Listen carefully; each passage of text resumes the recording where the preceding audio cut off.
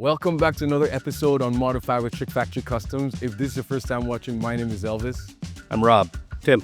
And we have an amazing guest with us today.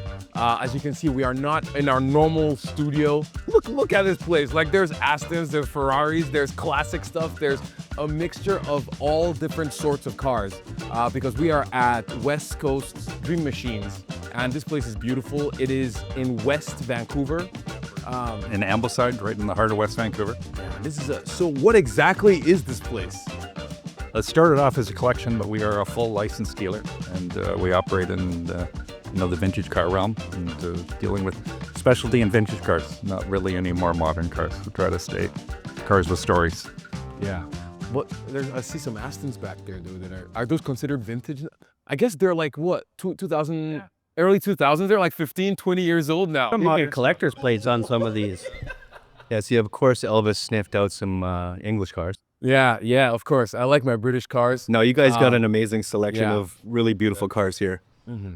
I've been in the business for a long time. This dealership has been here for about a year and a half. Oh, so it's relatively new.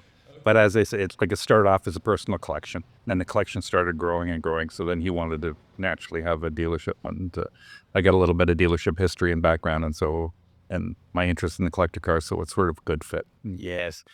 And something really cool is like how we met you guys, or I guess we did one of our, I guess, most popular on the internet builds that we've done, the Mercedes. The Batmobile. The Batmobile, yeah. Yeah. And so how did you guys hear about them? How did you guys hear about each other, I guess? I don't know if we're allowed to talk about that story. How it came to be. I think it became out of necessity. Yeah, but through our upholstery department.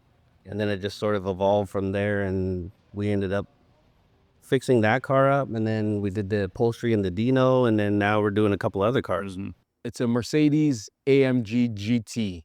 Yeah, with a Black Series kit on it. Kit on it, and some upgrades on the turbos, or there some engine upgrades, pretty much. Yeah, it's up to about 850 horsepower, I think, that car. Yeah, that's a gnarly car. Shockingly powerful. But yeah, it sounds so good too. I also want to talk about how how a personal collection would go to a dealership. You're like, oh yeah, I should probably sell cars now because I have too many. I think that's sort of the way it happens. The guys, the owner here just bought so many cars, and then sooner or later you just got to do something with them and selling them one off. And then I think Division, they really like, there's no real need to have a dealership like this anywhere, but it's sort of a showcase, and why not license and have a dealership? And so, we're trying to have enough inventory that turns over in a reasonable fashion, and then have our almost private collection, some of the cars here that really don't even want to sell, was to hang on to them. And then, because it's a worldwide market, as nice as it is in West Vancouver, not necessarily is that our market. We're almost a world market, from Florida to Europe, all over the places where our customers are coming from. So how do you manage such a eclectic collection of cars? Nice word. I'm sure, like you got interests in all sorts of things, Like, we can be interested in that S-Class Benz, and then just as easily, the old Dino or the Cobra, American cars, European cars, they all got great stories. Traditionally, you see guys that are like, I collect Ferraris, or I collect Lamborghinis, or I collect Camaros, and it's like, why do you need 9 of the same Camaro? So to see a place like this, where it's like, you got a 62 Corvette, you got an Aventador, like it's just such a wild collection of cars in here. Yeah, I really give the owner credit for that. He's not stuck on one brand. In my business before this, I would sell a lot of cars into Germany, and the Germans, they have a tendency to buy the exact same car. I had a guy, I sold him a Z8, and then he wanted another car, and I got another Z8 and another Z8, and his collection is all the same car. Why? Yeah, same as the SLS Benzes, Yeah, they got to have all of them. Germany, they just want the same because that's what they know. That's so interesting. Yeah, we've had guys come through the shop where it's like they collect 1932 Fords. Yeah. So they got to have all the 32 Fords. Yeah. So they got like a 32 Ford lumber truck. They got the coupe. They got the 5-window. It's such a weird thing. Not about that life. Yeah. One of the things that I notice when I look around and I see like a lot of the private collection cars is that the owner definitely is not scared to modify his cars. Like, Yeah.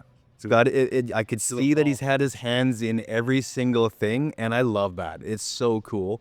like each and every one of these cars, regardless of the story, there's some ways that we can tweak slight things here and there and improve on it in little subtle ways, sometimes in really, really great ways. But I see that when you look around here, you just walk around and you can see, you get a sense of like the passion that comes into like just loving cars of all types. And you get that. Promotion pieces and on license plate frames, he's got the script that says our cars are faster. That's really where the aim. Yeah, that's so sweet. Because he wants to have the same car as everyone else, but just a little bit more. Yeah. Not a little bit. Yeah. Everything that I hear him say is like, this is 1,000, this is 13. Like, it's obscene amounts of power. But how far do you go before, because yes, it was a private collection and some of it is, but you're also a dealership now, so you sell cars. But how far do you go before you're like, do you even see the return on investment to modifying all of these cars to making them go faster? And like because you have to at some point. Yeah, I think you have to have an owner with a real passion for hobby. Yeah. Yeah, I don't think in this business, wherever you are in the world, I don't think anyone is really, showing it. No. But how do you see the transition to that? Because like for a lot of the stuff that we do, like resto mod stuff, now you're starting to see sell for like double, triple what the all original stock ones are. And then now for this kind of stuff, because some of it, realistically, it's older and it's problematic. So, but traditionally, it's like you wanted one that was absolutely unmolested. Yeah. But now it sort of seems in our world that it's going away from that. Now people want stuff that works. Do you see it transitioning into more of these exotic sort of cars? I think special cars, like if you have a number one quality car, those are still popular and those are still going up, and limited edition cars are still going up. It's more the run of the mill, Wait, Testarossa. You're allowed to mess with it yet? If you had a higher kilometer, higher mileage Testarossa, it's a little tough to sell. But if you had one that is a 0 mile car or out of the box, as I call it, number one car, there's still strong demand for those, even stronger.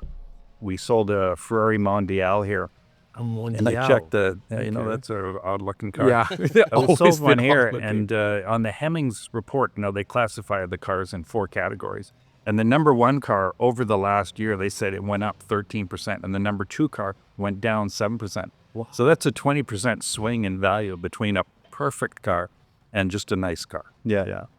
So I think a lot of guys with collections, to me, are looking for the one perfect. Yeah. And if you don't get that number one car, you got a number 2 car, modify it. Yeah. Enjoy it. That seems more what they're doing. I think that's what everybody should do. Drive the car, modify it in a tasteful way that improves on it, and then just drive it. And so are these cars, because I see a lot of, again, different eras, different types of cars. And so are all these cars driven? Yeah. Oh, wow. Yeah, Okay. we try to drive almost all the cars. That's amazing. Like the Batmobile, I just had it out at home a couple of days, and and we had. So there is perks to this. But yeah. I'm not gonna shop at anything. Yeah, I got to drive something nice. My neighbors and that all expect it. They'd be upset to see me driving a right car. But let's go back, like talking about like modifications. Like, how far do you go, or are you able to go on some of this stuff? Because do you look at it from, I might be able to crawl or get some money back, or do you just send it? Because this passion looks like it's I don't know, it's not just any collection. Like this was carefully put together, this was curated, and so do you just be like, okay, I'm just gonna go as far as I can and see what happens, and if I get if I sell it, sell it. I don't think we modify the cars for looking for a retail price or something like that. It's just a passion to do it, and to have, like, we have an SLS with a Weeztech twin superchargers on it, and it's just it's incredible horsepower. Yeah. That's So- amazing. Where does his everything is ridiculous. Like these aren't like lightly modified. Everything seems to be like 1,000 horsepower and up. Yeah. Where does that come from?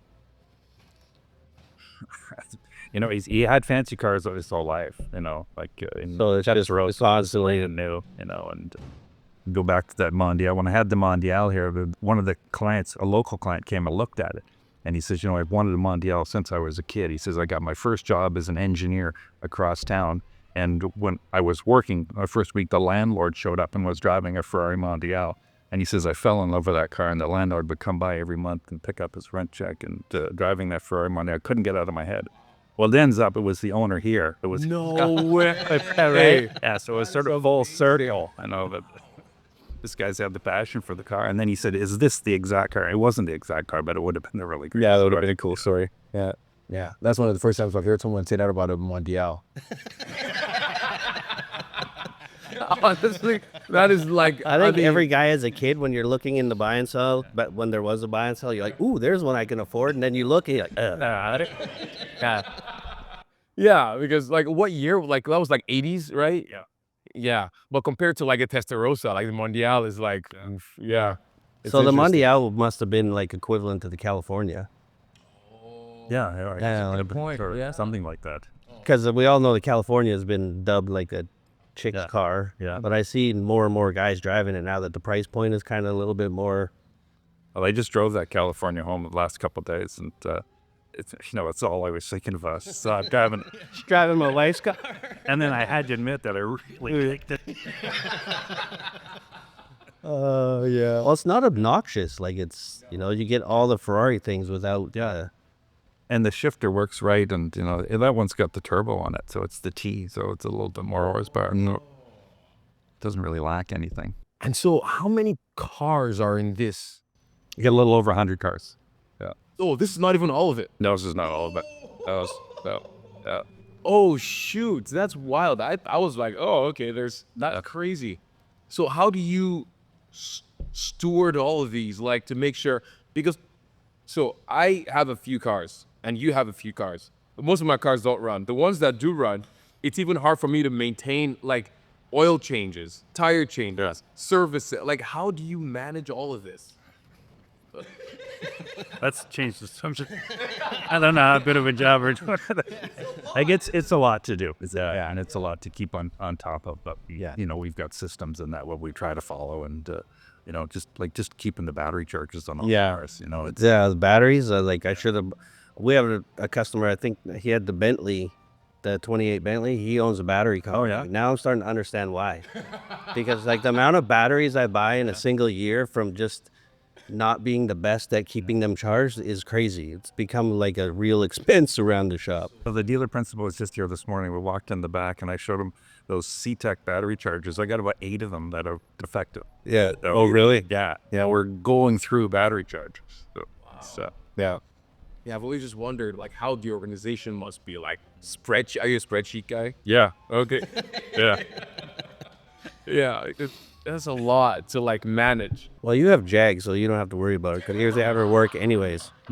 Oh, okay, for a while. Speaking of that, I haven't seen any Jags here. We got a few Jags. We just had the all British field meet, so we had a few cars over there. And had 2 E-types, a Series 1 and a Series 2. We have a Series 2 in a maroon color that is done to the highest standard in the world. Yeah. And he upgraded the motor from 4.2 up to 4.7. Oh, And it came with a 4-speed, and somehow they got a period correct 5-speed that they put in there. Oh, wow. Yeah, very rare. So this is all original.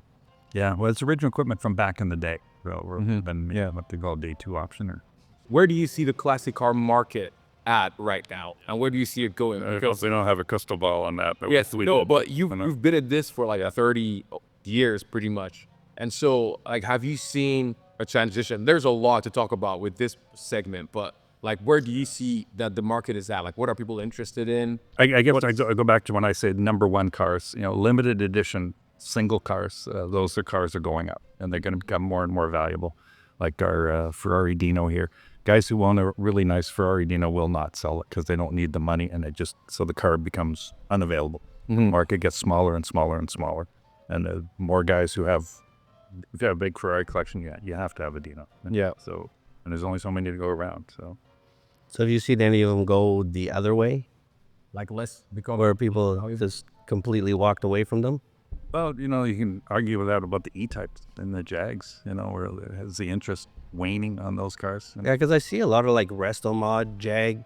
Like I'd say probably the Jag platform, that one specifically is like, that was kind of the first one where I think it's Eagle. had built like this $500,000 Resale mod, and then they did the recreate like the continuation series, and then like those things are $1,000,000. Like, it's crazy. So it's like the rest of them have kind of fallen back because you can buy these perfect ones now. You see Aston Martin when they did that DB5 or the DB4. Yeah, the continuation. James Bond one. You know, like I saw one of those cars in Saudi, and it's just an incredible car. Yeah. And that also generates the interest on the old ones too. It makes them. Yeah, they didn't do any improvements to those, which I find like interesting because we did a DB4. Yeah. And then they did the continuation series, which obviously bumped the price of his. So he was excited. But I was like, I would have thought that it would have like upgraded electronics, updated braking, but they're like straight up exactly the same. Yeah. Which is, you think that given the opportunity, they might. I'd be like, yo, I would upgrade the things that are safety. Brakes are important.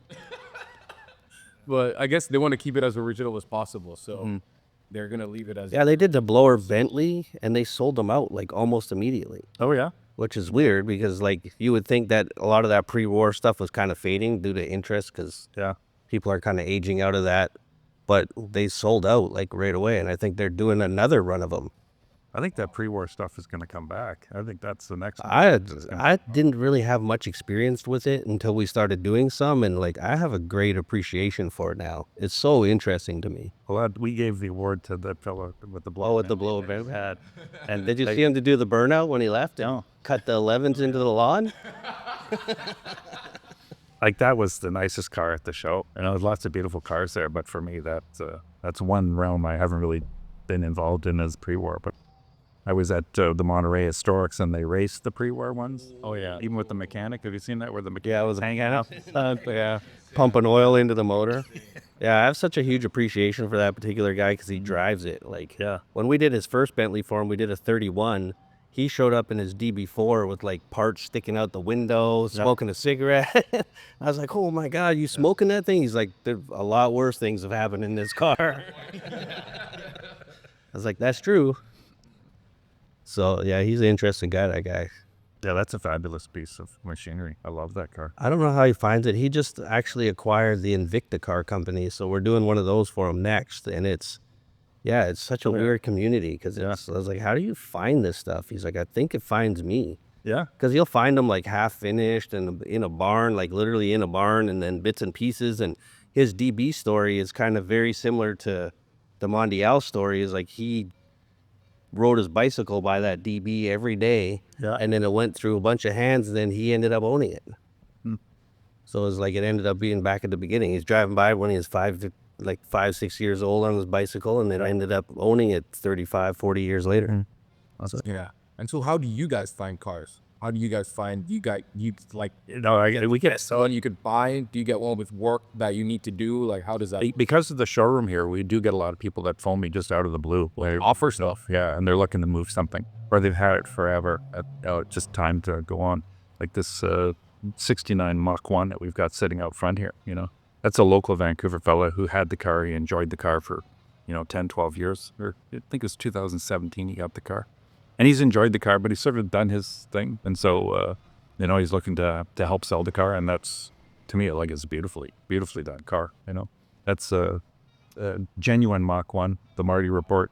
And he's got a 427 side oiler in there. So, it's a man. Big boy. So that's a fun car. Yeah, it's a beautiful example. This place is kind of like the Field of Dreams, Yeah. So you must have a handful of guys that are like, I paid $5,200 for this brand new. Yeah, some of those guys, not as many. You usually have the other guys that I paid $200,000 for this car, as they are $50. Yeah, we had our guy out here today. You looked at his Testarossa. He bought his first Mura. It was $42,000. Yeah. What? Yeah. Yeah. What? Yeah. I had another client here, and he had a Mura, a guy in the U.S., and he drove the car, and it had, I think he said up to 90,000 miles he put on it. Wow. Okay, he said it's the highest mileage Mura that there would have been in the world. It's unreal. And he bought it as a used car and a couple of years old, and then he just drove it up and down I-5 and drove Just it. miled it out, but that's what you're supposed to do with it. Yeah. And then now you see a crashed up one, it's $1 million. Yeah. You saw that, what's that auction down in L.A.? Yeah, the junkyard one. Yeah, that was amazing. Yeah, Yeah, That's really great for the hobby to me, is see those cars sell, because that means all the high-end restoration shops are going to be busy. everyone's got work to do again. Yeah. Yes. So do you guys do any of that stuff? Like, have you done like any barn find stuff? Like, would Yeah, you we do got that? projects on the go. We've got a company over Victoria doing a Jag E-Type for us, and we're just finished up a Maserati Ghibli, one of the 1970 Ghibli, and that's going to be a Pebble Beach type car. Yeah, super high end. Yeah. And then like for all the stuff, for example, like you're taking the Maserati to Pebble Beach. Yeah. Like how do you see, like before you invest that much or into a car, do you see like You check the market first, or you just do that? no, like does that involve the finding and the curating? Like you'd be like, It involves a bottle of wine usually. Yeah. And after a little bit of wine, and you say, you know what would be a good idea? I think a lot of decisions. We've had a bunch of cars come through the shop that were bought on a bottle of wine, and eBay at midnight. I think if you try to build a car, for somebody else, it's not fun for you. It's not fun for anybody. Yeah, yeah. Build what you like. Yeah, that's so true. Let's see what the resto mod guys, they build exactly what they want. no, it's actually the opposite. Oh, yeah? It's the worst. So like I mentioned that we brought an automotive designer in-house to help us sort of get these projects, like keep them moving, because they tend to stall out because it's the opposite. Yeah. It's like they're building it for their friends. So every decision you make, they have to go, get it vetted by all their friends, and then they watch Barrett Jackson, and it's like, what do you think I'm gonna be able to get for this thing? I was like, well, I thought you were building it for yourself, and like we haven't even finished it yet, and you're already asking about selling it. And then I was like, if this was the case, like we would be doing this for ourselves. I wouldn't be doing it for you. Like if I could make $250,000 off every car, plus nobody ever asked what the cost to build the car. They just see like this went for $800,000, and then, but they didn't ask if it cost $1 million to build it. So it's like, and then they usually don't know what they want. It's really rare to have a customer that comes in and just like, they don't care what they cost. They just want what they want. Yeah. Whereas usually it's like they want what their friends want. So like the designer part of it, like that we brought in, is now you have to go with him and tell him what you want. Yeah. And then it'll take 6 weeks, 2 months for them to finally get to a place where it's like, this is what they want. Yeah. And then you're like, okay, now don't go show this to your friends, because this is your car. Because it'll change. Like we've had cars in the shop. We have one in there that's like, it's like a 5-6 year project, and he's changed his mind like literally hundreds of times. Yeah. But you can never get any sort of momentum. So like having ones like, we have a G-Wagon fella that he knows exactly what he wants. He usually sources his own stuff because he wants to use very specific stuff, and his stuff comes and goes, and it's the smoothest thing ever. And then the other side of it is some of these guys, like they see the resale value, but they have no idea what it costs to build. Yeah. And it's expensive, especially now. Like I'm a Porsche guy, so air-cooled Porsches, and there's so many ways to look at them. And every time I see, I do that, but I wouldn't do this. I do that. Those wheels are wrong. The stance is wrong. Mm-hmm. And there's some guys that can seem to just capture what you like. And Yeah. Well, usually you have something, especially in that market, like there's somebody you can reference. Like I like this guy's style, or I like this guy's style. So it's easy to pick and choose. But when you're trying to, if you don't have those references, then it's a little bit harder. Like a 69 Camaro, there's got to be 1 million of them. Yeah. And everyone's like, you got the worst tasteful, and then you got the most tasteful. So, and then you get a guy in the middle that's just like, I don't know what to do. Yeah. There's a guy in Vancouver that's restored a 69 Z28, and he won the Camaro Nationals. Like, it is as authentic as you possibly can get. And when you look at his car, like, it ruins it for everything else, because you can see that every other Camaro on the street has been modified. And the amount of guys that have come in here and said, oh, I've got a perfect, original Camaro. And you just look at it, you open the hood, and there's no, come on, guys. Yeah. It resembles a stock Camaro, but there's nothing like it. The guy who restored that original one, he says, we need those cars because otherwise we forget what they actually did look like. Yeah, that's true. Yeah, that's a big thing for us, is like we get cars in that I'm maybe not super familiar with, and then we do our thing, and then when you see a stock one, then you realize how much stuff you actually did, because like, oh, we'll cut this off, we'll move this over, we'll do this, and it looks amazing when it's done, but then when you see the original one, you're like, oh, okay. Yeah. We come a long ways. But you don't see a lot of them anymore. Like, it's bone stock cars, or Yeah, you don't see Well, that's his Edgemont Camaro, and I'm sure, candidly, I'm sure he's got over $400,000 into that car. Because just searching out NOS with the date, but every single part's got a date code and stampings and and then the guys that got those parts hold them ransom, yeah, and then you got to pay. like the price for one of the wood wheels, rosewood wheels is just astronomical. Yeah. And so when you guys are doing all these modifications and all, like, do you guys consider the whole, like, all, like, those little things, like one-offs, or this is from this year and this month and all of that stuff? Yeah. You just build it to whatever you want. Like, do you consider any of that stuff? I consider it to be authentic. Like that vintage Ghibli we have being done, that has to be authentic.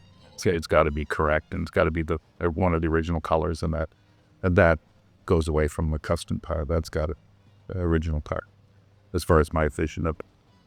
And then based on what people are, like, charging or asking, I'm going to talk more about the market stuff. Is there a big difference between, because I'm sure, did you guys buy any cars in, like, the early 2020s when everything was going crazy Oh yeah, versus now? Like, do we COVID's still- now. yeah, is there a big difference now or no? Yeah, there can be. Oh, okay. Yeah, some of the cars are taking quite a hit. Cars that were rare then. Don't know off the top of my head, but there's a number of those guys, all of a sudden fall out of fashion. Mm-hmm. Like air-cooled Porsches seem to have dipped a little bit. Yeah, they were wild for a little while. Yeah. And then all of a sudden, it seemed like everyone. I go down to the Porsche open house in Southern California there, and you go to all the shops, and there was a time where it seemed every single shop had a Singer clone going on. Like everywhere you went, Singer clone, Singer clone, Singer clone, Singer. And then the market can only take so many of those. And Yeah, as I was just wondering about that, just because, and do you still get, because again, you guys are a dealership, do you still get people wanting those prices? Like, do people still want those, like, 2020 prices? Oh, yeah. Like early 2020s, and like, there's a lot of delusion out there. Yeah. About their car's value. yeah. And so, like, how do you guys educate them to be like, yo, this is, your car is not worth what you think it is? I think it's called punch in the nose. I think.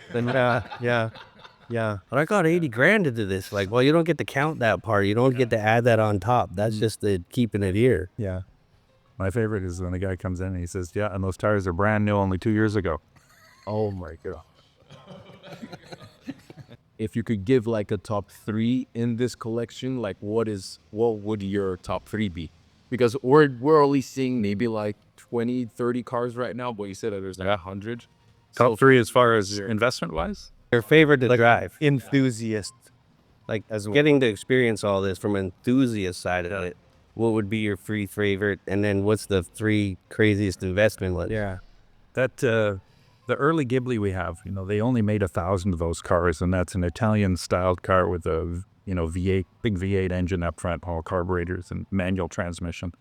And I drove that one Ghibli we have down to Marine Drive here, and what a sensation that car is, And that was the competitor to the Ferrari Daytona, and the Ferrari Daytona has sort of been, like it's $1 million car, it's always been a dream car. But I've driven a Daytona. A Daytona sort of drives like a truck, the steering wheel angles off and things like that. It's not the best car to drive. Where the Maserati drives better. It's a better car, really. If you were back in 1970, I think if you drove both cars, the Maserati, I think, is a nicer car to drive.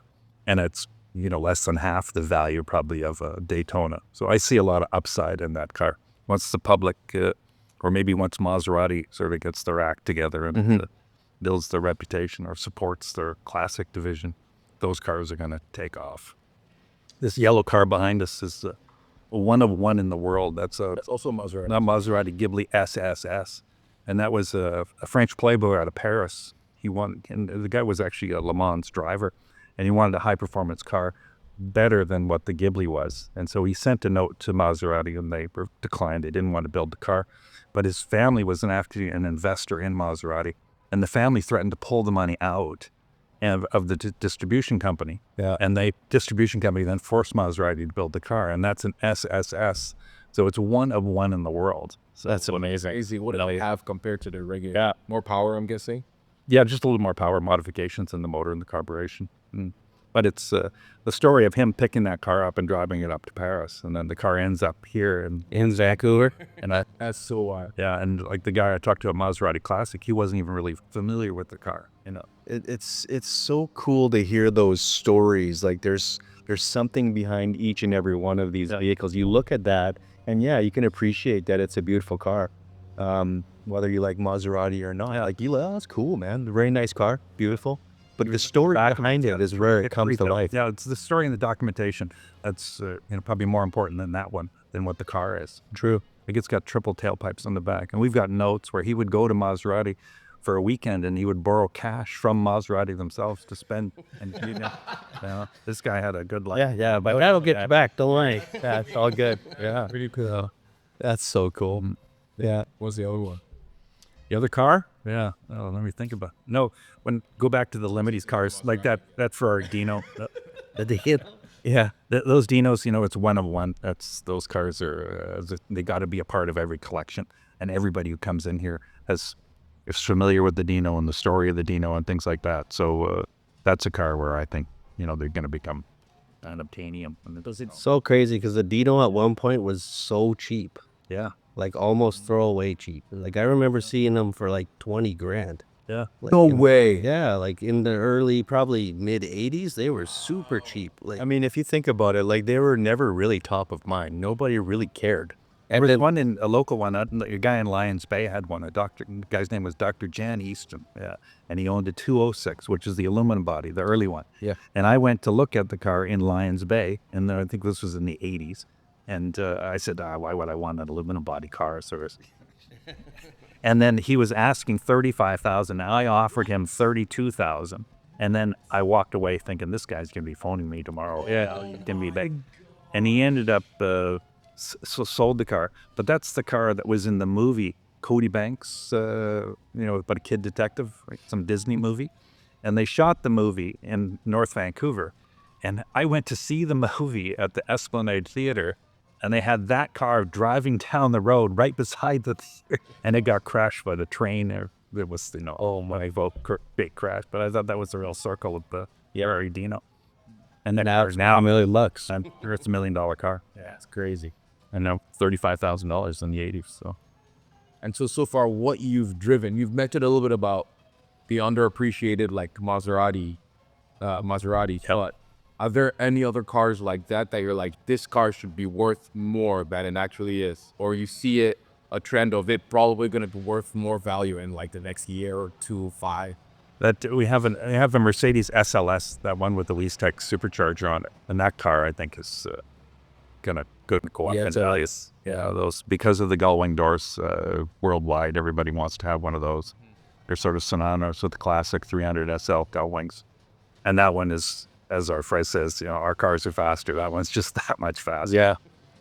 I was on the upper levels highway here on a Sunday morning, and the dealer here was telling me, take it out, bring your front end, get it warmed up, take it. He's asking me to get the car impounded.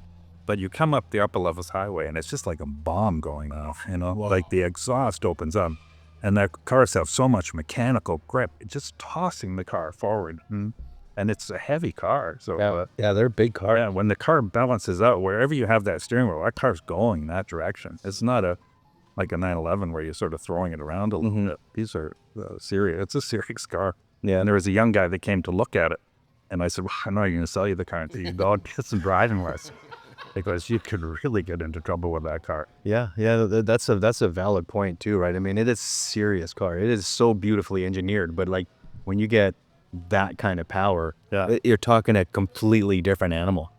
Yeah, I would say I prefer the SLS to even the AMG GT. Like just the styling alone, to me, it just looks so much. It's aged so beautifully.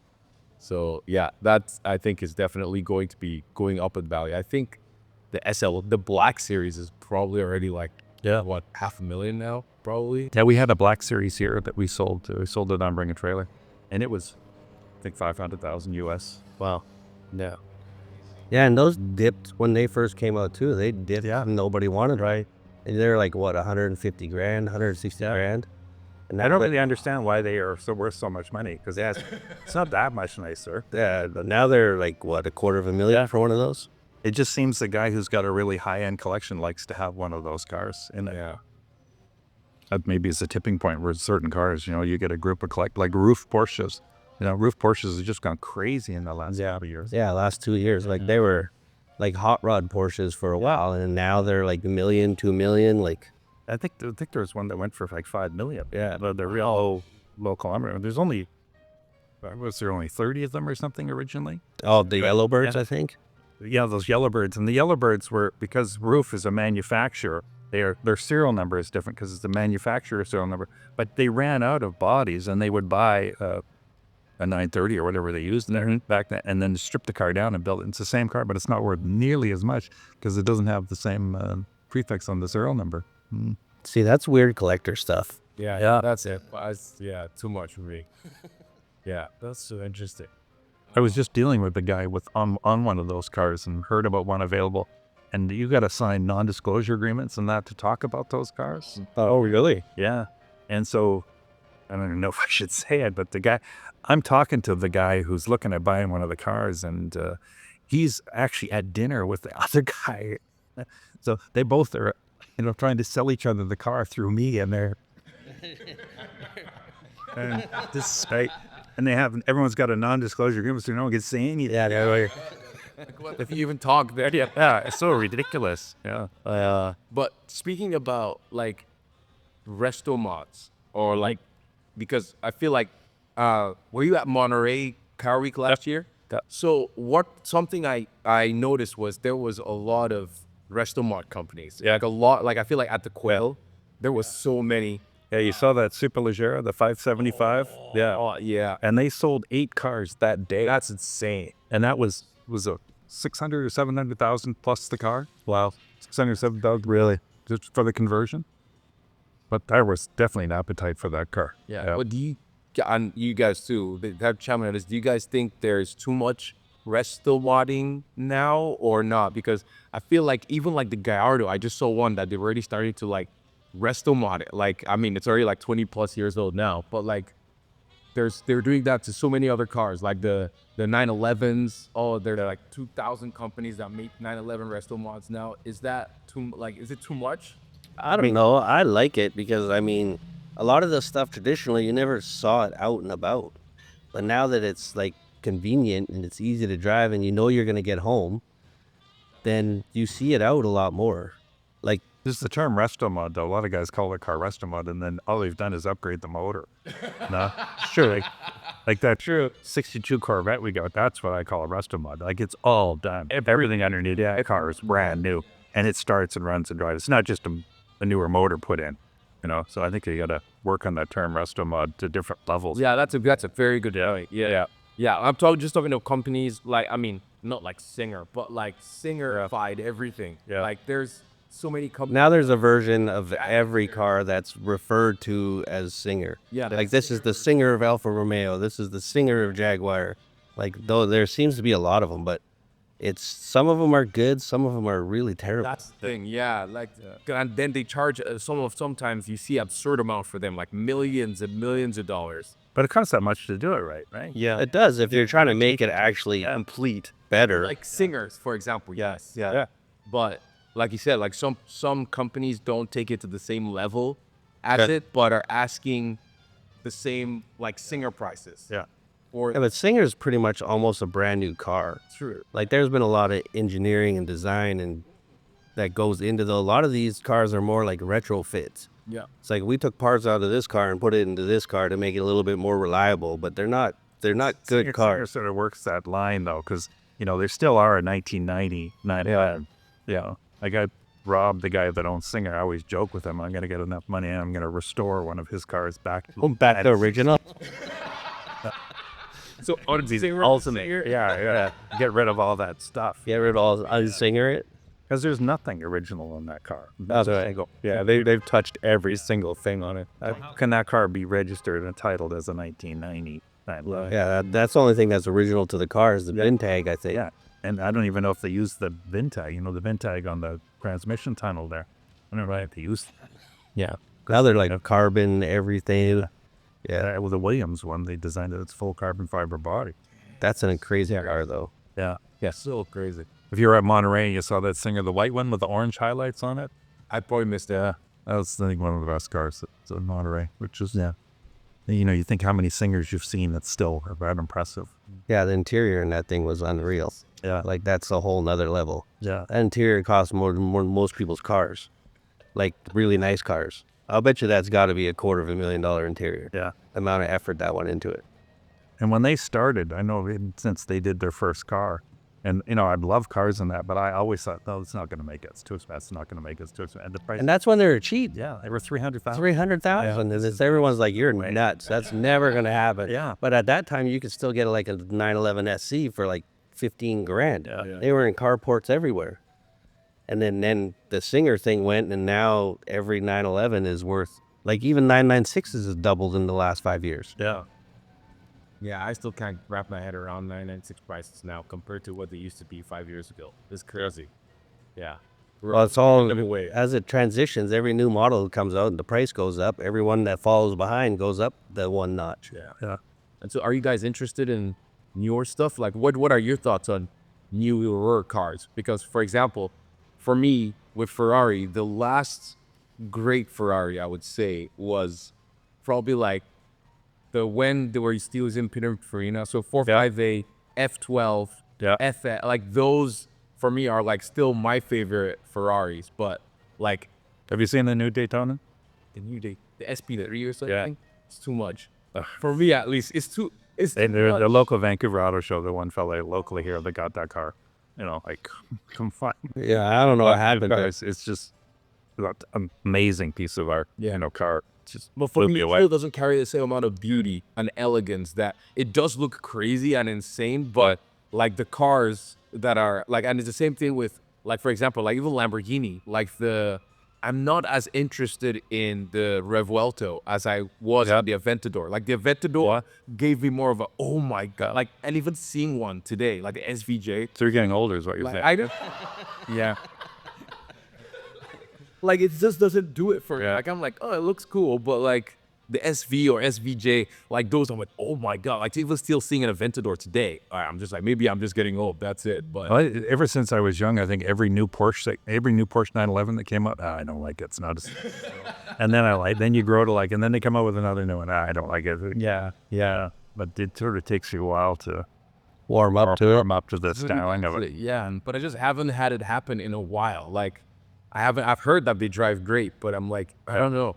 Like it's the same thing with, I think we're talking about like older Porsches. Like I love the new GT RS, but I'm more drawn to like the older stuff. Yeah. That it's like, it could kill you. Like you're like, oh shoot, I could actually die in this. Yeah. Well, because like a lot of times, a lot of conversations we have are like geared towards the driving experience.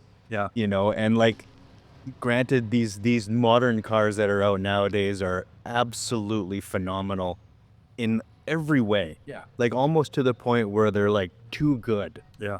So like that sort of like that emotional sort of the visceral. It's the go-to automotive description. No, like this that emotional attachment that you get to these modern cars does not seem to be as deeply rooted as it was in more of the classic cars, where the driving experience and the thrill you get happens at a much lower speed. Like you feel so much more connected. Like you've become one with the machine, and now there's like a sense of detachment where you're literally just there as like a pilot to sort of tell it what to do, and then it does it for you. Yeah. So you lose a little bit of that. I call that tactile feel. You notice that driving, because you get to drive a lot of these things. Yeah. You drive newer, older. What are you about from driving the older stuff versus the newer stuff?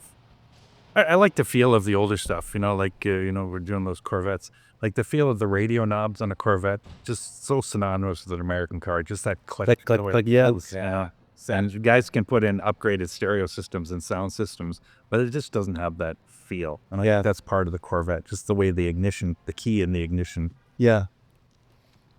So it's, I really like that Mustang we have outside. You're in a Mustang as soon as you hold that door handle, and the door's got that sort of clunk. Yeah, and they smell a certain way, and they make all the noises and all the sounds. Yeah. Like I know you guys I could close your eyes and open the door, and as soon as you open the door, it's the Ford.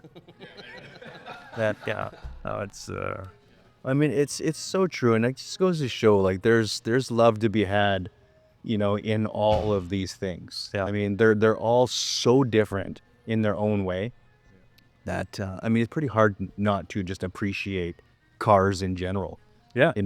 Whether or not they're like a class one don't touch it type car, you can appreciate that for what it is. That's so many interests in the hobby, and that's one of the good things. I'm getting older too, and the nice thing about the car hobby is you can keep doing it, Yeah. different things, Yeah. And I can get just as excited as an American car, Yeah. or a hot rod, or there's just so many different or a newer Ferrari. It's it's all in the hobby, Yeah. and Yeah. there's so many aspects to the. Well, and it's cool. Like nowadays, there's almost nothing that you can't either make or repair for any of these classics. Like earlier, we were talking a little bit about the pre-war stuff. Like you get into like these ultra rare cars that good luck ever finding a replacement part for that. Like it almost doesn't exist. Yeah. Nowadays, you can make that part from scratch. Yeah. You can, with modern technology, scanning, digital, digital design, printing, machining, casting, whatever you need to do to create that part, you can recreate it exactly as it was intended, or maybe even if you had it in you, modify the internals of it to make it better than it ever was. So you're getting these cars that were almost undrivable and something that you literally needed like a team of experts to maintain. But now you can have one of those cars and you can go and drive it because you can rely on it. You can turn the key and go anytime. And it's a pretty fun and fascinating and amazing time now that's become more of a thing. So we are starting to see a lot more of these cars driven more. Yeah.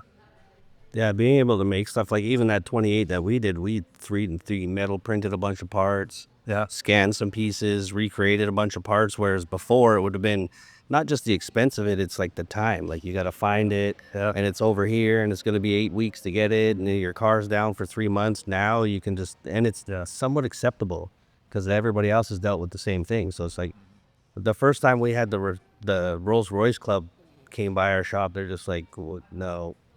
Yeah, this is not for us. We're like, okay, well, see you later. They're like, it's kind of dusty in here. You're like, well, how do you think the work gets done? Yeah. Then now we just had them recently again after like 5 or 7 years of them trying to keep their cars on the road. Yeah. And now they came in and it was a completely different vibe because now we're here to save their little world. And they're like, okay, I need this. And you're like, yeah, no problem. We'll sort that out for you. So like the attitude towards it has definitely changed. Yeah. The hobby's got to grow. Like, yeah. I noticed that with Pebble Beach, a lot of the judges and that, the expertise with the pre-war cars, that they want to keep all that information to themselves and they don't want to share it. And then that car just, heard the car Minerva. I talked to one of the judges of the Minerva and I said, what makes the Minerva one winner and what loser?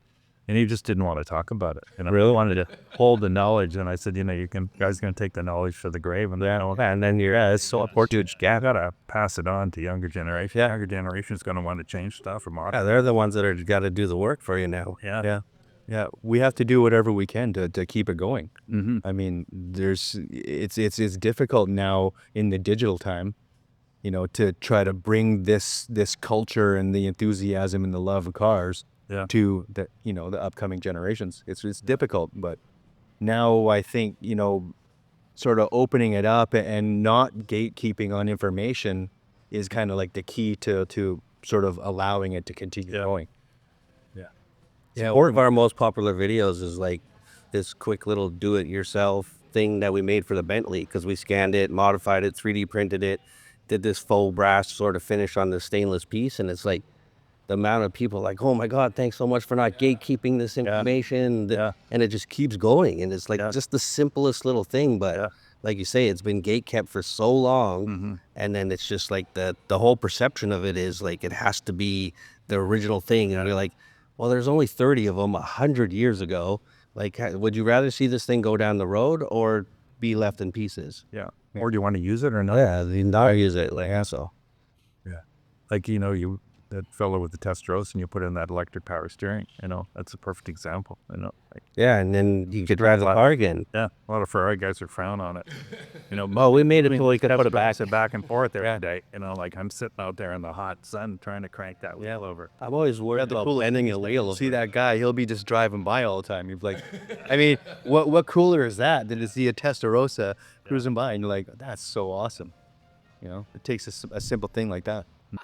Well, yeah, it's just been great, like getting to chat with you about not just West Coast, but just your time as a dealer and just older cars, modern cars. It's pretty cool that you guys appreciate all of them, and it's not just one type of car or one brand or anything. That it's so wide, and so yeah, looking forward to seeing you guys continuously seeing what you guys bring to us to modify or change. And We want to have this facility. We want to host a number of events, and we want to really be part of the car hobby. But yeah, you do like really great events here. Yeah, and there's room for everybody, whether it's original tires or whether it's so cool. custom mods. There's room for everybody to open the car hobby. Awesome. And we're looking forward to you guys bringing a small amount of as many cars as possible to the curated car show. We're looking forward to that. Yeah, we'll bring out something special, hopefully. Yeah. I've got a venue to the Sively, so I'm looking forward to seeing that. Everything will be for sale. Yeah, and in front of as many eyes as possible. Yeah. Sweet. Oh, Dave, I think we could talk for hours, I'm sure. Yeah. How could we find you on social media? You guys are on Instagram? Yeah. Westcoast Dream Machines on Instagram for sure. We try to keep that up as much as possible and keep what's going on. Just posted like a 54 Bel Air on there this morning. And chopped and French tail light. I saw that one. A car that was done way back in the day. That's cool. With a blower in it. Yeah. Oh, nice. And a blower drive up. That's so random when you showed me that. I was like, how did that make this into this collection? But And that, you know, the paint obviously shows a little wear now, but it was one of those, you know, candy apple red. I just heard the term for it. It's patinated. Oh, I was explaining how this car, how I needed to have a certain amount of patina. Yeah. And then I was corrected that it was Patinated? It had been patinated. It wasn't real patina. It had been patinated. I was like, oh. Well, in that moment, I knew it. I was at the All British Field meet. Yeah. We're offering free patination packages. I'll patinate that for you. You want your car in, you'll fatinate it. Oh, yeah. We got this whole fresh box of red Scotch Brite. We'll get you sorted right out. super. That's it. Thank you guys so much for watching, for listening. And we will see you guys later. Bye.